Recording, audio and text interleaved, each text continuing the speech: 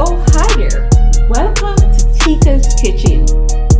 Get ready to tantalize your taste buds. On today's menu, we are preparing a mouth-watering dish of oven-jerked pork shoulder served alongside delicious fried bammies and a fresh mix of greens. This recipe captures the essence of Jamaican cuisine, bringing bold flavors and vibrant colors to your table.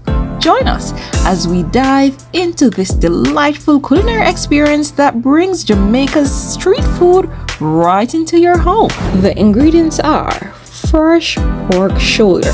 Now, to spice things up, we're using a mixture of seasonings, and they are Grill Mates applewood rub, Walker's Wood jerk seasoning, garlic powder, Maggi all-purpose seasoning, and of course some homemade jerk seasoning. Now, this special blend was made by pulverizing thyme, pimento berries, or we may say allspice, Scotch bonnet pepper, scallion or green onion, pepper flakes, garlic clove. We added a little browning for color, and also onion. Now, while soaking the bammy in coconut milk can give you that extra tropical flavor, we're using whole milk. Our mixed greens consists of radicchio, baby lettuce, and baby spinach.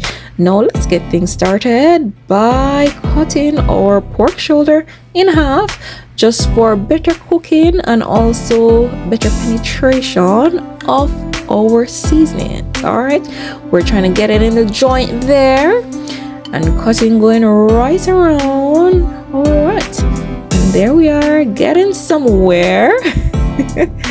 Okay, and 3, 2, and 1. Mission accomplished. Now, what we're doing here is just to remove some of the excess fat. We will not remove all the fat because it does add juiciness to the pork, tenderness, and also flavor. All right, now it's time to give it a good rinse, right?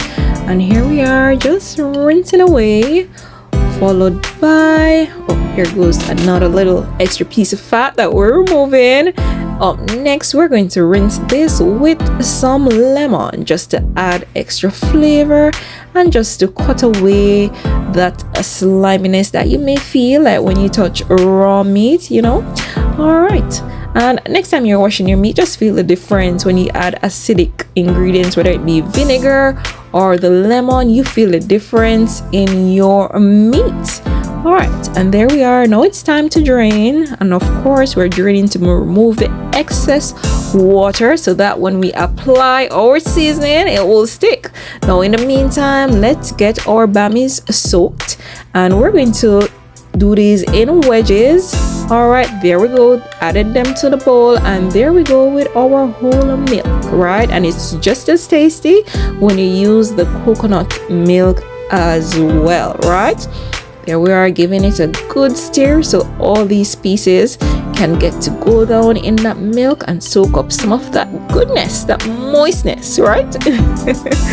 All right, up next, we're grabbing our pork, just ensuring that we pat dry to remove any extra moisture that wasn't moved during that draining process, right?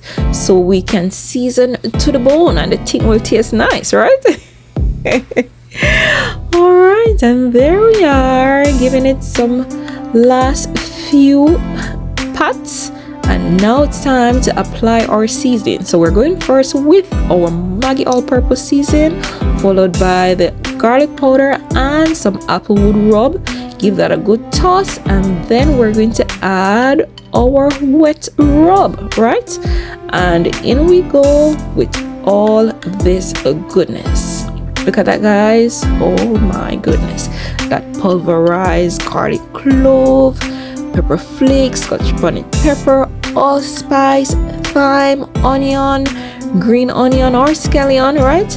And we're just trying to lock in all that flavor, giving it a good massage so that all the seasoning can go in every corner, so in every bite it can be so delicious. All right, so we leave this here to marinate. Now, after 2 hours, it was time to get down to business, and here we are putting them on the baking sheet.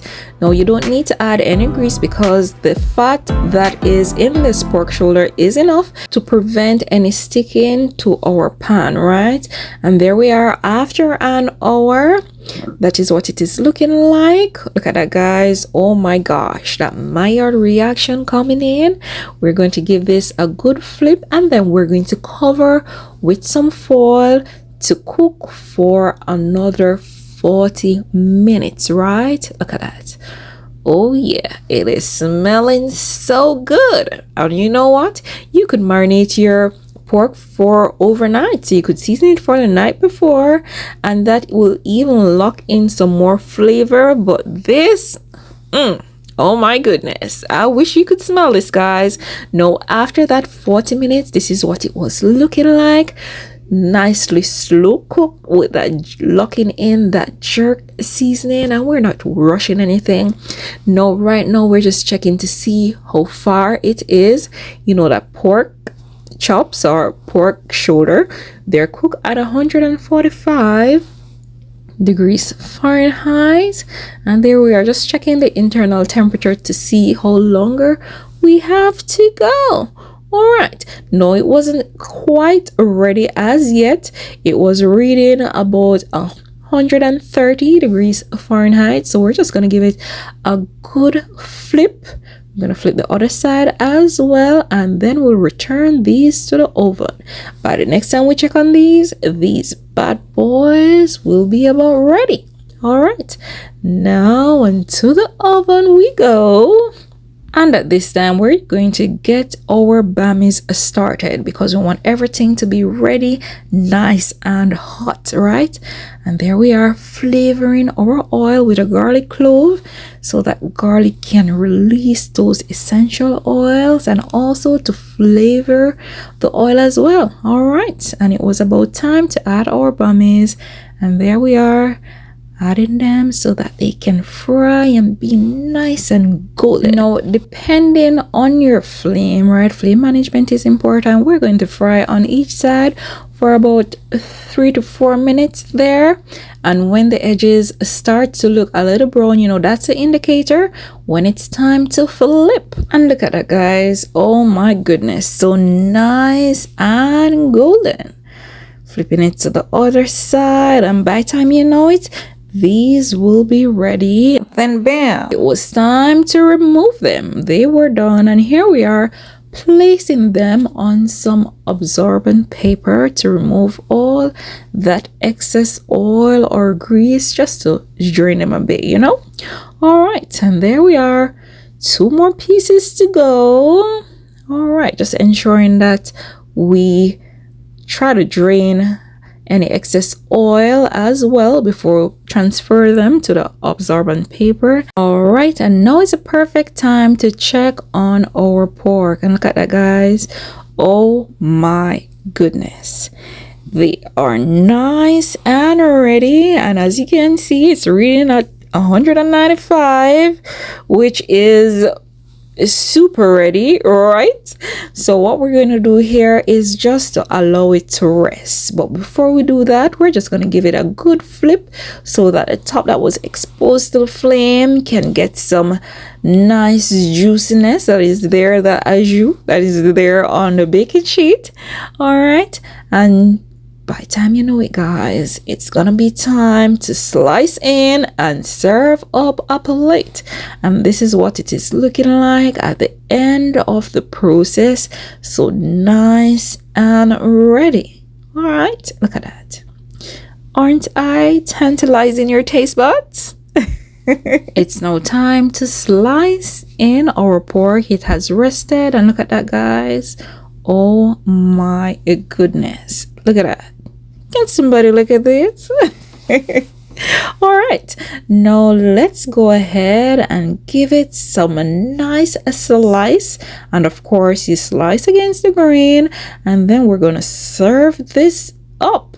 Serve up a nice little plate, okay?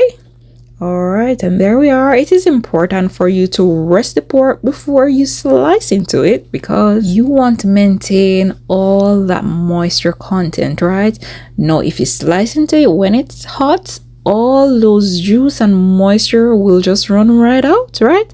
And then your pork will taste a little harder when you're chewing, so you want to, it also enhance the flavor and texture as well, right? So it's very important for us to rest the pork before we actually cut into it, right?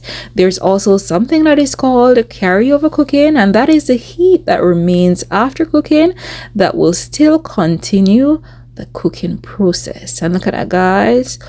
Oh my goodness, those nice and crispy bammies. Oh my gosh, when you bite into it, it is so crispy but soft, nice and soft on the inside. And we're going to finish our plating by adding other greens, right? And there we are, just ensuring that everything is nice and clean on our plating. And now it's time to tantalize your taste buds once more. Look at that, guys. Give this recipe a try. Drop your feedbacks in the comment section below. Now linked below is also my Amazon storefront, so please head on down there, click on it and purchase your Jamaican spices, some handy kitchen tools. Thank you and enjoy.